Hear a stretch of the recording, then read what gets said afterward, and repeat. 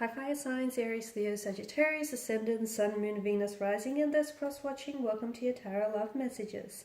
Today we're going to take a look at and see what are their intentions towards you. Okay, so this is for those of you that are romantically involved with someone. It doesn't necessarily make a difference if you're in a relationship with this person, or even if you guys are just like in some sort of casual arrangement, or if you're just loosely involved with one another. So as long as you do have a person in mind as I do this reading, it shall apply. It is going to be a general reading here, guys, so please just keep that in mind. If you are after a personal reading with myself, feel free to reach out and inquire. I will list my email just below the video here. So with all of that being said, let's go ahead and get stuck into your reading. So what are your person's intentions for you?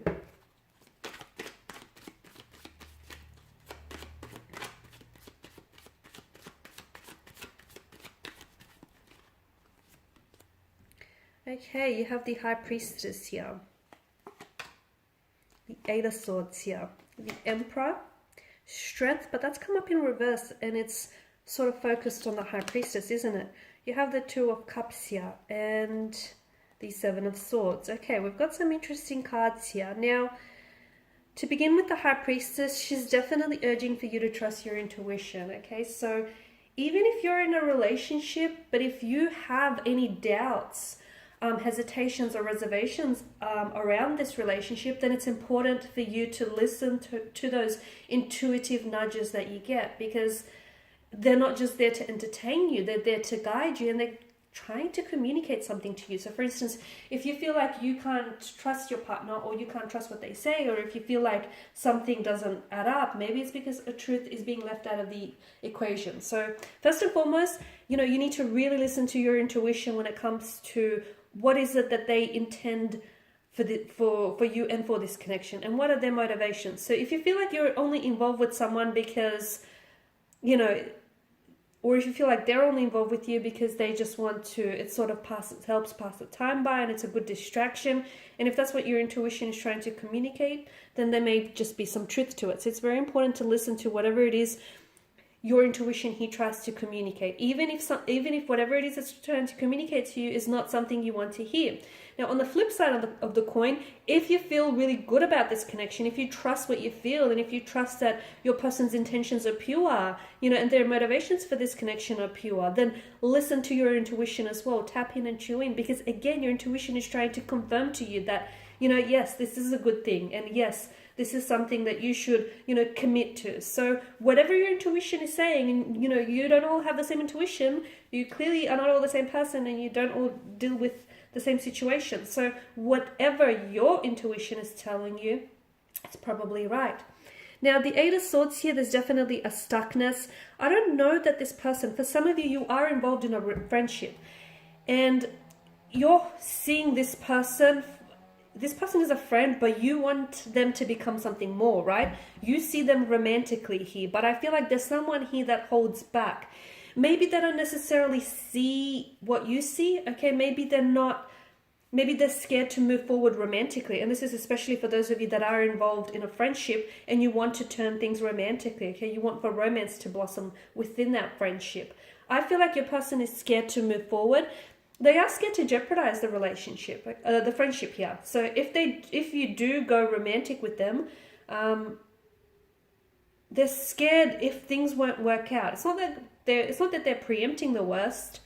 They're just being realistic about it. What if it doesn't work out? What will that do to your relationship? Will it jeopardize your relationship? Will that mean things become really uncomfortable to the point where the two of you just fade out and no longer speak to each other? Basically, I feel like they do value you and they don't want to lose you as a friend. So especially for those of you that are, once again, in the situation where you're, friends, but you want to be a little bit more than that. So your person is definitely scared of moving forward here in that manner, purely because I feel like there's a lot of insecurities, fears, and anxieties that hold them captive, okay, that prevent them from moving forward. There's also that insecurity or anxiety over losing you as a friend, or jeopardizing that friendship. And they're also not sure how the two of you would pair romantically here. Definitely a stagnated sense of energy. Maybe a person does have emotionally insecure. They're emotionally insecure, so insecurity issues. Because I feel like you're not necessarily like to me, it feels like the growth of this connection is stunted. It's stagnated. It's not moving. And that's because your person's energy is very blocked and it's very reserved and it's very stagnated. But I'm also seeing that there is, because of the blindfolds here, are you not seeing the situation for what it is, or are they not seeing all the potential that this connection has? So someone within this connection, be it you or them, is not seeing something, okay? They're not seeing something. Maybe you're not seeing the red flags.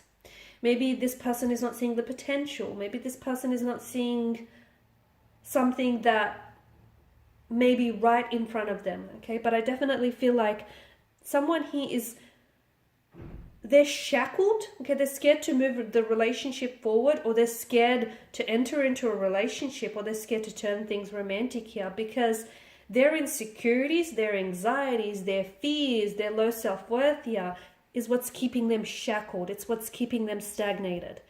And ultimately, because the Eight of Swords governs mental energy, it has a lot to do with the way that they think and the way that they perceive and the narrative that they tell themselves here. I also pick up a very stubborn energy around your person, like they're not very fluid, they're not very adaptable, so not very malleable. So in a sense, you know, if they make their mind up about something, they're quite headstrong, and as a result, it's not very easy to influence or change their opinion here.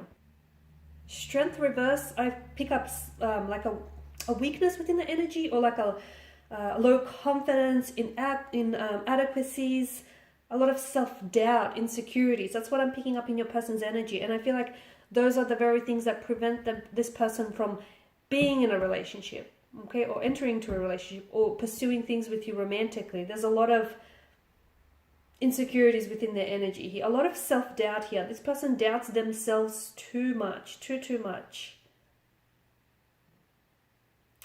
Could also mean that, I don't know, that is there...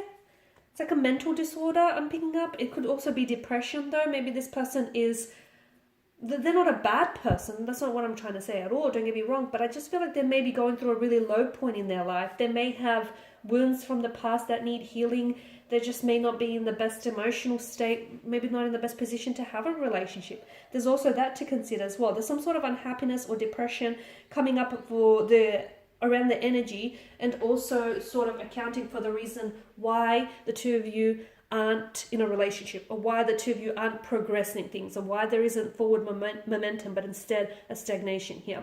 Maybe the two of you are better off as friends. Maybe it's better for you to build this connection, like to stay friends and then slowly build on that and see where it takes you. Because I do get really low self-doubt here with the energy. Now, the Seven of Cups, not the Seven of Cups, the Seven of Swords here also. This is like, there's something going on here. You got the 7 and the 8. I don't know if there's miscommunication, there's misunderstandings. I don't know if there's a deception or a disloyalty here, a lack of a lack of faithfulness here. There's something fishy going on here.